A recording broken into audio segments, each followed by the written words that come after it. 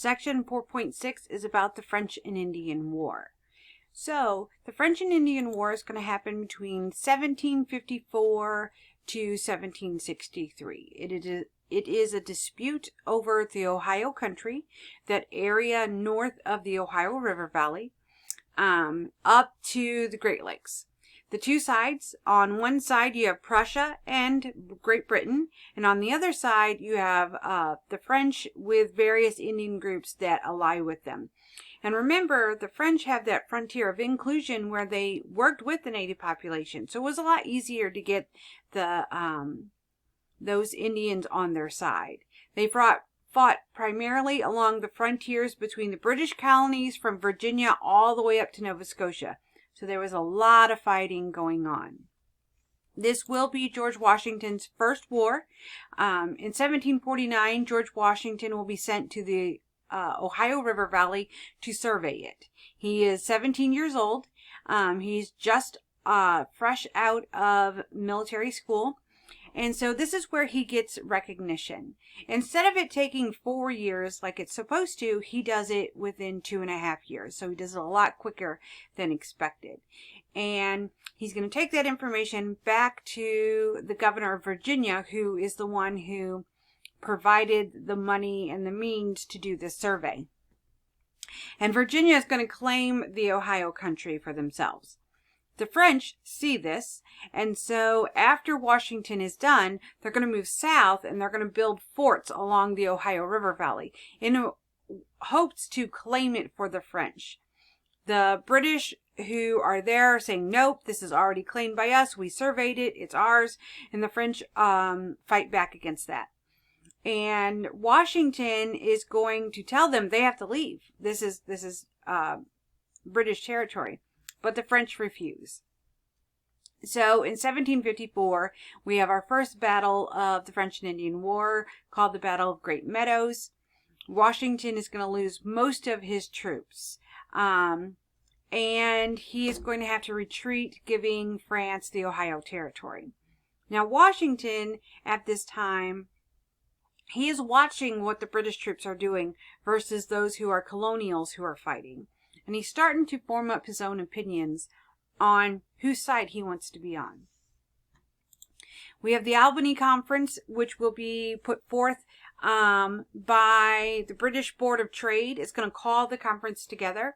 21 representatives from 7 colonies will attend the Albany Conference. Benjamin Franklin is going to put forth what is known as the Plan of Union, and it called for a colonial assembly. Each colony would receive 2 to 7 delegates. They would manage trade, Indian policies, and defense of the West for that of the colonies. And so this is their way of getting representation.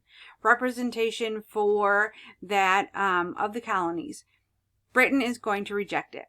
And also, a lot of the colonial legislatures will reject it as well. Now, why are they going to reject it? Well, there's a lot of sectionalism going on. Each colony is like, well, we are the most important, and so we want to be on top.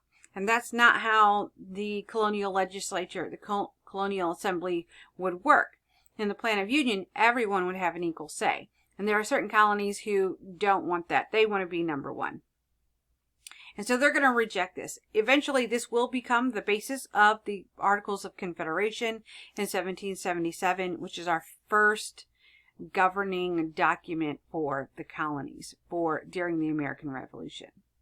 In the beginning, the French are going to have a lot of successes. In June of 1755, the British are going to capture Acadia. Acadia is that area directly north of Maine. They're going to force the French Catholics out, and those French Catholics are going to travel over to New Orleans, and those will be our first Cajun speakers. In July of 1755, the British are going to be ambushed, trying to take Fort Duquesne, and Washington survives, and he takes leadership after the general there dies. Now, what's going to happen at Fort Duquesne is this. The British, seeing that they think they're going to lose, those British soldiers, they retreat and they run away. But the Virginia militia stands and fights. It's reported that at this battle, this point that Washington started to think, I can't support Great Britain if it's not going to stand here and fight. But these individuals from the Virginia militia, they're standing here, they're fighting for their land, and they want to keep this out of French control. And so it's reported that George Washington, at that moment, that's when he decided that he would support the revolution if it were to come about. The turning point of the war is May of 1756. France and Britain officially declare war against each other. The British have a smaller army, but they have the biggest navy. And whoever has the biggest navy is the superpower. William Pitt is the new prime minister. He begins to treat the colonies like equals. He sends funds to help raise militia, to help fight the French, in hopes that by doing so, he can get the colonies on his side. In August of 1759, the Virginia regulars will capture key French forts, pushing the French further out. Throughout 1759, Britain does really good. And the Battle of Quebec is going to be that turning point. It lasted for only about 10 minutes. It was very much a surprise attack. They take over Quebec very, very easily. And thus, after the turning point of the war, it doesn't take very long before the British succeed. And what ends the war is the the Treaty of Paris in 1763. It's also known as the Peace of Paris. Britain gains India, Sugar Islands of the Caribbean, all of the North American French territory east of the Mississippi, as you can see in this map right here. They're also going to gain Spanish-held Florida. Spain gets New Orleans and the French territory west of the Mississippi. And this marked the beginning of a period of British dominance over Europe.